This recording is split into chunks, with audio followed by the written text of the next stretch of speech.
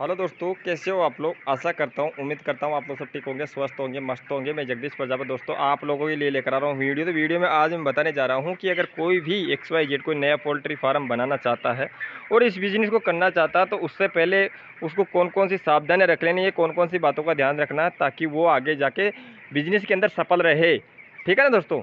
तो मैं आज आपको इस वीडियो के माध्यम से हर एक किसान भाई को मैं छोटी छोटी बातें बताऊंगा। इसके अंदर बात वही होगी दोस्तों जो अपने काम की होगी, अपनी निजी रहेगी, अपने ज़िंदगी भर काम में आने वाली होगी। ठीक है ना।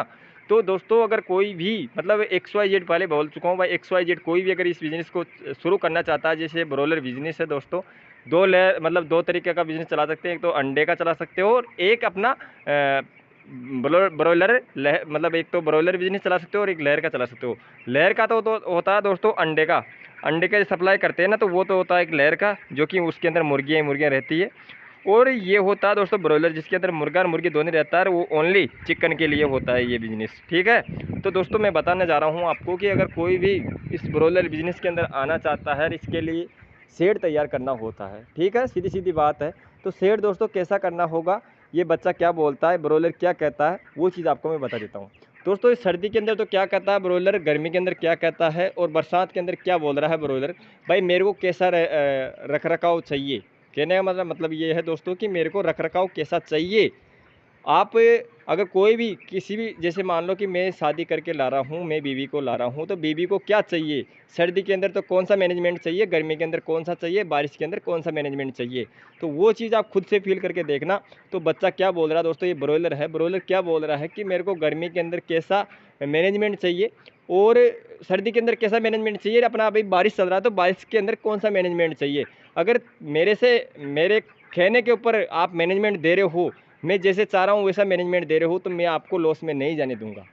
ये ब्रॉयलर ये बोल रहा है कि अगर मैं चाहूँगा ना वैसा, अगर आप खुद मालिक अगर उसको उस हिसाब से अगर मैनेजमेंट दे देगा ना, तो वो कभी भी उसको लॉस में नहीं जाने देगा, वो प्रॉफिट दे के ही जाएगा।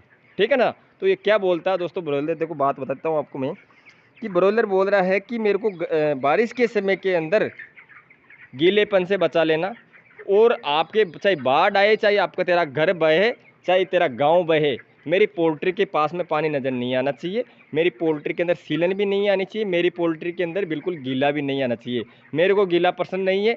अगर मेरी पोल्ट्री में अगर गीला हो गया, जहाँ मैं रह रहा हूँ अगर वहाँ पर गीला हो गया, तो भाई मैं बीमार हो जाऊँगा और तेरे को नुकसान में दे के जाऊँगा।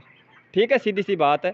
आपको कड़वी लग रही होगी, आपको मजाक लग रही होगी, पर ये हकीकत बात है दोस्तों। ब्रॉयलर यही बोलता है कि बारिश कितनी भी बरसा लो बारिश के मौसम के अंदर, उससे मेरे को कोई फ़र्क नहीं है।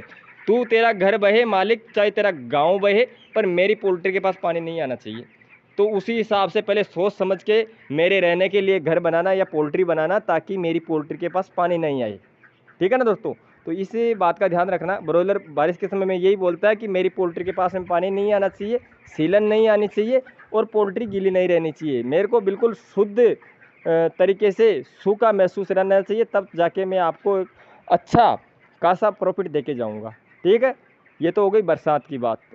अब बरसात की बात है, 3-4 पॉइंट बताए, उसके अंदर दोस्तों सारा मैनेजमेंट ही आ चुका है, सोचो तब तो। अब चलो दोस्तों बता देता हूँ मैं कि अपना जो सर्दी के अंदर क्या बोलता है मुर्गा। सर्दी के अंदर यही ब्रॉयलर बोल रहा है दोस्तों कि मेरे को सर्दी बिल्कुल ही पसंद नहीं है। सर्दी इतनी ही पसंद है मेरी, जितनी मेरी लिमिट है, जितनी मेरी क्षमता है ना सर्दी को सहन करने की। जैसे मैं टेम्परेचर मांगता हूँ दोस्तों 30 डिग्री टेम्परेचर से लेके अपना 36, 37, 38 डिग्री टेम्परेचर तक चाहिए मेरे को। इससे ज़्यादा भी नहीं चाहिए, इससे कम भी नहीं चाहिए। सर्दी के अंदर आप सर्दी मर जाओ, पर मेरे को सर्दी नहीं लगनी चाहिए, मेरा टेम्परेचर डाउन नहीं होना चाहिए। ठीक है ना। पोल्ट्री को आप चाहे 15 फीट की ऊंचाई रखो, चाहे 20 फीट की रखो, चाहे 10 फीट की रखो, उससे कोई मतलब नहीं है। मेरे को मैनेजमेंट ऐसा चाहिए सर्दी के अंदर कि मेरे जो मतलब टेम्परेचर है ना, वो गिरना नहीं चाहिए सर्दी के अंदर। चाहे पौष का महीना हो, चाहे माघ का महीना हो, उससे मेरे को कोई फ़र्क नहीं है। चाहे कार्तिक का महीना हो, चाहे मिंगसर हो, चाहे पौष हो, चाहे माह हो। ठीक है ना। बच्चा ब्रॉयलर यही बोल रहा है कि मेरा टेम्परेचर 28-30 से डिग्री से नीचे नहीं आना चाहिए, उससे ऊपर रहना चाहिए, तब तो मैं तेरे को प्रॉफिट दे के जाऊँगा, वरना लॉस में भेज दूँगा तुरंत। क्योंकि मैं बीमार होऊंगा तो तू ऑटोमेटिक लॉस में चला जाएगा। वही बात दोस्तों गर्मी के अंदर अंदर आके बोलता है बच्चा कि भाई तू चाहे एसी कूलर लगा या ना लगा, पंखा लगाए ना लगा, पर मेरे ऐसा मैनेजमेंट देना है कि मेरा टेम्परेचर 40 से ऊपर नहीं जाना चाहिए। 38 से लेकर 40 से ऊपर बिल्कुल भी नहीं जाना चाहिए। अगर उससे टेम्परेचर ऊपर पहुंच गया तो मैं अपना कहने का मतलब मैं फ्यूर में आके यानी कि मेरे बुखार हो जाएगा। बुखार होने के बाद मेरा मतलब हालत ख़राब हो जाएगा, फिर मैं एवरेज नहीं ले पाऊँगा। एवरेज नहीं लिया तो तू ऑटोमेटिक लॉस में चला जाएगा। ठीक है ना दोस्तों। तो ये ओनली मेरे लिए नहीं है दोस्तों, ये आप लोगों के लिए नहीं है। ये जो भी XYZ अपना कोई भी बिजनेस चला रहा है ना ब्रॉयलर लाइन के अंदर, तो ये मतलब होता ही होता है, हकीकत होता है दोस्तों। जो हो रहा है वही चीज़ मैं बता रहा हूँ। ठीक है ना। ये अगर आपको मजाक लग रहा है ना तो कोई दिक्कत नहीं है, आप मजाक के अंदर निकाल दो। और आपको अगर सीरियस में ले रहे हो इस बात को तो आप सब कुछ इसके अंदर सारी XYZ समझ मतलब पूरी जानकारी दे चुका हूँ आपको, जो कि आपको समझना होगा। ये उन लोगों के लिए दोस्तों जो कोई नया पोल्ट्री फार्म बना रहा है, नया कोई बिजनेस चालू करना चाहता है, उसको अनसमझ है बिल्कुल, तो उसके लिए ये वीडियो दोस्तों, कि वो कैसा अपना मैनेजमेंट देके कैसा अच्छी तरीके से रख रखाव करके बिजनेस को स्टार्ट कर सकता है और अच्छी तरीके से अच्छे पैमाने पर ले जा सकता है और अच्छा खासा पैसा कमा सकता है दोस्तों। ठीक है ना। इस वीडियो के अंदर दोस्तों सारे तीनों मौसम की बात आ चुकी है, सारा मैनेजमेंट की बात आ चुकी है। और देखो, रहना अगर अच्छा रहेगा ना तो उसको खाना पीना ऑटोमेटिक ही अच्छा तरीके से मैनेजमेंट हो जाएगा। ठीक है ना। अगर रहना अच्छा हो गया तो, अगर रहने में दिक्कत आ रही है तो भाई खाना पीना दूर की बात हो दोस्तों। अगर रहने में दिक्कत आ रही है तो फिर खाना पीना कहाँ का।